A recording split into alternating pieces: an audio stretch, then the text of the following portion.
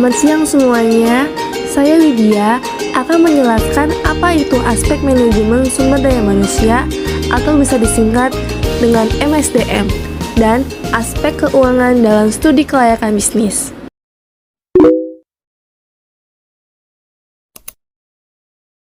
Manajemen merupakan pencapaian sasaran-sasaran organisasi dengan cara efektif dan efisien melalui perencanaan, pengorganisasian, kepemimpinan, dan pengendalian sumber daya organisasi.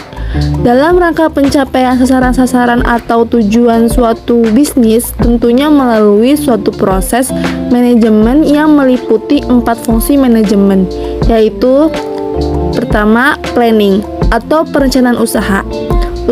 Suatu perencanaan usaha adalah unit kegiatan yang direncanakan dan bertujuan untuk memenuhi kebutuhan akan suatu barang dan jasa yang diinginkan. Inilah ciri-ciri pokok perencanaan usaha, bahwa setiap perencanaan usaha pasti ditandai oleh hal-hal sebagai berikut, yaitu 1. Bertujuan menghasilkan barang-barang atau jasa-jasa. 2. Memerlukan suatu investasi modal, tenaga kerja, manajemen, ataupun hal-hal yang lain. 3. Setelah investasi tersebut dilaksanakan dan selama berlangsungnya usaha tersebut memberikan kegunaan kepada berbagai pihak, diantaranya adalah perusahaan itu sendiri maupun masyarakat. 4. Adanya biaya operasional di atas biaya investasi. Kedua, organizing atau pengorganisasian. Pengorganisasian adalah pengaturan setelah adanya plan atau rencana.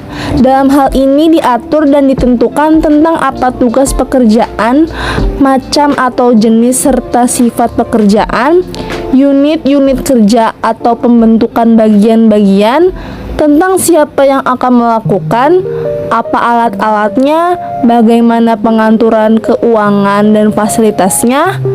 Dengan kata lain, setelah tujuan perusahaan telah ditentukan, perusahaan perlu merumuskan tindakan-tindakan yang akan dijalankan dan mewujudkan berbagai tujuan tersebut. Ketiga, actuating.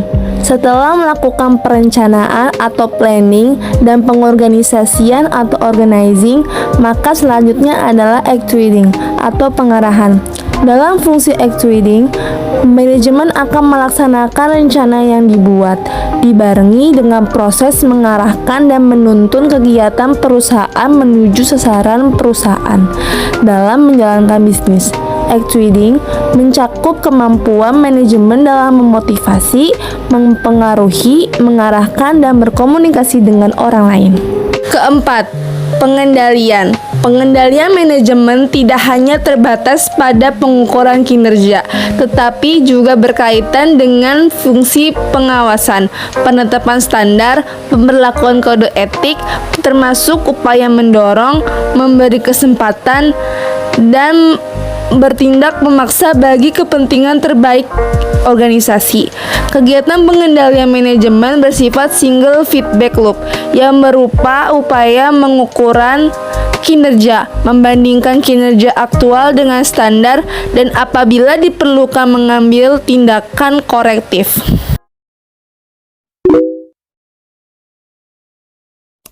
Keuangan merupakan salah satu fungsi bisnis yang bertujuan untuk membuat keputusan-keputusan investasi, pendanaan, dan dividen. Menurut Damodaran tahun 1997, keputusan investasi ditunjukkan untuk menghasilkan kebijakan yang berhubungan dengan 1. Kebijakan pengalokasian sumber dana secara optimal. 2. Kebijakan modal kerja. 3. Kebijakan investasi yang berdampak pada strategi perusahaan yang lebih luas. Keputusan pendanaan difokuskan untuk mendapatkan usaha optimal dalam rangka mendapatkan dana atau dana tambahan untuk mendukung kebijakan investasi. Sumber dana dibagi dalam 2 kategori, yakni yang pertama internal, yaitu dari laba yang ditahan. Yang kedua yaitu sumber eksternal. Sumber dana eksternal itu ada dua.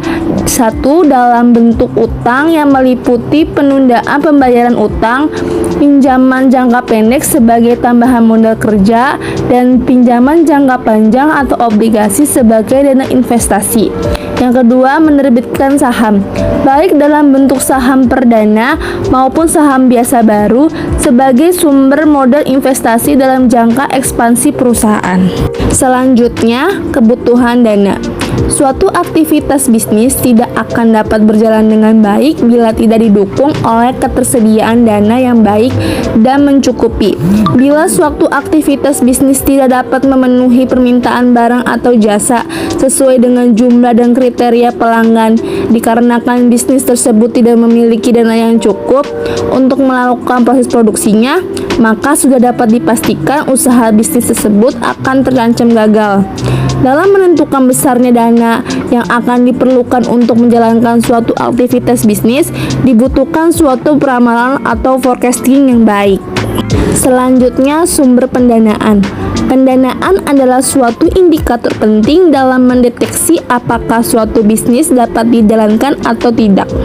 Akhir-akhir ini telah banyak berkembang berbagai lembaga keuangan maupun non-keuangan yang telah bersedia untuk mendanai suatu aktivitas bisnis, tentu saja dengan persyaratan tertentu. Sumber dana dari lembaga-lembaga itu sering disebut dengan sebagai modal asing atau modal pinjaman. Menurut Suratman tahun 2001, sumber dana dari modal asing adalah sumber dana yang didapatkan dari luar perusahaan atau kreditur yang tidak ikut memiliki perusahaan tersebut seperti bank, perusahaan leasing, dan lain sebagainya. Selanjutnya, pembelanjaan hutang. Pembelanjaan hutang sebagai sumber pendanaan akan memiliki risiko berupa pembayaran bunga dan pengembaliannya. Hal ini dikarenakan adanya prinsip the risk-return trade-off, yaitu kecenderungan investor untuk memberikan investasi kepada proyek dengan resiko yang tinggi, dengan tingkat pengembalian yang diharapkan akan tinggi pula.